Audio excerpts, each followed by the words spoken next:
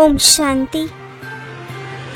ನೀವು ಗೃಹಸ್ಥ ವ್ಯವಹಾರದಲ್ಲಿತ್ತಲೂ ತಂದೆಯನ್ನು ನೆನಪು ಮಾಡುತ್ತಾ ಮಾಡುತ್ತಾ ತಮೋ ಪ್ರಧಾನದಿಂದ ಸತೋ ಪ್ರಧಾನರಾಗಿ ಬಿಡುತ್ತೀರಿ.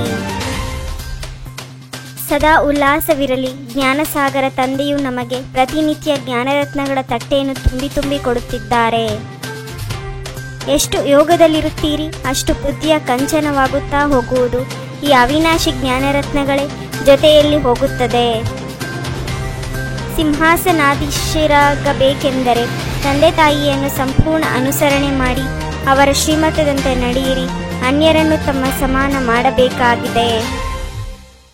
ಈಗಂತೂ ಯಾರೂ ರಾಜ್ಯರಿಲ್ಲ. ಒಂದು ವೇಳೆ ಇದ್ದರೂ ಸಹ ಪತಿತರೇ ಆಗಿರುವರು. ಇದೇ ಭಾರತದಲ್ಲಿ ಸೂರ್ಯವಂಶಿ ಮಹಾರಾಜ ಮಹಾರಾಣಿಯರಿದ್ದರು. ಕಲಿಯುಗವು ಪತಿತ ಯುಗವಾಗಿದೆ. ಸತ್ಯುಗವು ಪಾವನ ಯುಗವಾಗಿದೆ. ಪತಿತ ಮನುಷ್ಯ ಪಾವನ ಮನುಷ್ಯರ ಮುಂದೆ ಹೋಗಿ ನಮಸ್ಕರಿಸುತ್ತಾರೆ. ಈಗಲೂ ಸಹ ಪತಿತ ಪ್ರಪಂಚ ಪತಿತ ಭಾರತವಾಗಿದೆ.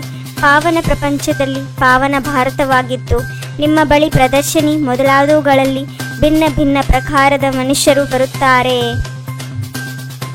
ಇದು ಮುಳ್ಳಿನ ಕಾಡಾಗಿದೆ. ಮುಳ್ಳುಗಳು ಸಹ ಅನೇಕ ಪ್ರಕಾರದ್ದಾಗಿರುತ್ತದೆ ಅಲ್ಲವೇ? ಈಗ ನಾವು ಹೂಗಳಾಗುತ್ತಿದ್ದೇವೆಂದು ನಿಮಗೆ ತಿಳಿದಿದೆ.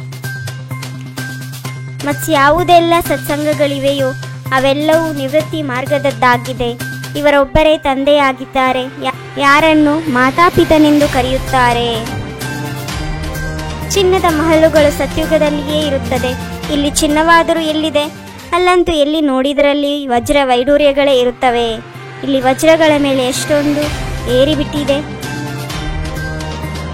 ನೀವು ಮಕ್ಕಳಿಗೆ ಆಂತರ್ಯದಲ್ಲಿ ಬಹಳ ಉಲ್ಲಾಸವಿರಬೇಕು. ತಂದೆಯು ಗುಪ್ತವಾಗಿದ್ದಾರೆ. ನೀವು ಸಹ ಗುಪ್ತ ಸೈನಿಕರಾಗಿದ್ದೀರಿ. ಅಹಿಂಸಕರು ಗುಪ್ತ ಸೈನಿಕರೆಂದು ಹೇಳುತ್ತಾರಲ್ಲವೇ? ಆತ್ಮ ಮತ್ತು ಪರಮಾತ್ಮನ ರೂಪವು ಒಂದೇ ಆಗಿದೆ. ಆತ್ಮನ ಗಾತ್ರವು ಚಿಕ್ಕದು ದೊಡ್ಡದು ಇರುವುದಿಲ್ಲ. ಆತ್ಮವು ಅವಿನಾಶಿಯಾಗಿದೆ. ಪ್ರತಿಯೊಬ್ಬರ ಪಾತ್ರವು ಡ್ರಾಮಾದಲ್ಲಿ ನಿಗದಿಯಾಗಿದೆ. ಎಲ್ಲ ಆತ್ಮಗಳು ಪರಮಧಾಮಕ್ಕೆ ಹೊರಟು ಹೋಗುತ್ತಾರೆ. ನಿಮ್ಮ ಬುದ್ಧಿಯಲ್ಲಿ ಸಂಪೂರ್ಣ ಜ್ಞಾನವಿದೆ. ಹೇಗೆ ತಂದೆಯು ಜ್ಞಾನಸಾಗರನಾಗಿದ್ದಾರೆಯೋ ಹಾಗೆಯೇ ನಿಮ್ಮನ್ನು ಮಾಡುತ್ತಾರೆ. ಈ ಬ್ಯಾಡ್ಜ್ ಮೇಲೆ ನೀವು ಬಹಳ ಚೆನ್ನಾಗಿ ತಿಳಿಸಿಕೊಡಬಹುದು.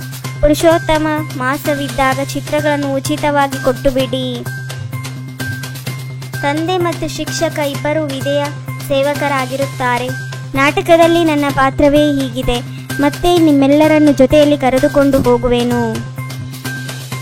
ಯಾರು ಜ್ಞಾನದ ಮಾತುಗಳನ್ನು ಬಿಟ್ಟು ಬೇರೇನಾದರೂ ತಿಳಿಸಿದರೆ ಅಂಥವರ ಸಂಘ ಮಾಡಬಾರದು. ಸಂಪೂರ್ಣ ತೇರ್ಗಡೆಯಾಗುವ ಪುರುಷಾರ್ಥ ಮಾಡಬೇಕಾಗಿದೆ. ಮಾಯೆಯ ಪೆಟ್ಟು ಬೀಳದಂತೆ ಸಂಭಾಲನೆ ಮಾಡಿಕೊಳ್ಳಬೇಕಾಗಿದೆ. ಮುಳ್ಳುಗಳನ್ನು ಹೂಗಳನ್ನಾಗಿ ಮಾಡುವ ಸೇವೆ ಮಾಡಬೇಕಾಗಿದೆ. ಏಕ್ ಬಾಪ್ ದೂಸರಾ ನಾ ಕೋಯಿ. ಈ ಸ್ಮೃತಿಯಿಂದ ಬಂಧನ ಮುಕ್ತ ಮತ್ತು ಬಂಧನಯುಕ್ತ ಭವ. ವ್ಯರ್ಥ ಸಂಕಲ್ಪ ರೂಪಿ ಎಕ್ಸ್ಟ್ರಾ ಭೋಜನ ಮಾಡಬೇಡಿ. ಆಗ ಭಾರೀತನದ ಕಾಯಿಲೆಯಿಂದ ದೂರವಿರುವಿರಿ. ಈಗ ಮನೆಗೆ ವಾಪಸ್ ಹೋಗುವ ಸಮಯವಾಗಿದೆ. ಆದ್ದರಿಂದ ಬಂಧನ ಮುಕ್ತ ಮತ್ತು ಯೋಗಯುಕ್ತರಾಗಿ ಚೆಕ್ ಮಾಡಿಕೊಳ್ಳಿ. ಈ ರೀತಿ ಎವರ್ ರೆಡಿ ಆಗಿರುವೆನಾ ಅಥವಾ ಇನ್ನೂ ಕೆಲವು ಕಟ್ಟಲ್ಪಟ್ಟಿದೆಯಾ? ಈ ಹಳೆಯ ಶರೀರ ರೂಪಿ ಅಂಗಿ ಟೈಟ್ ಆಗಿಲ್ಲ ತಾನೆ?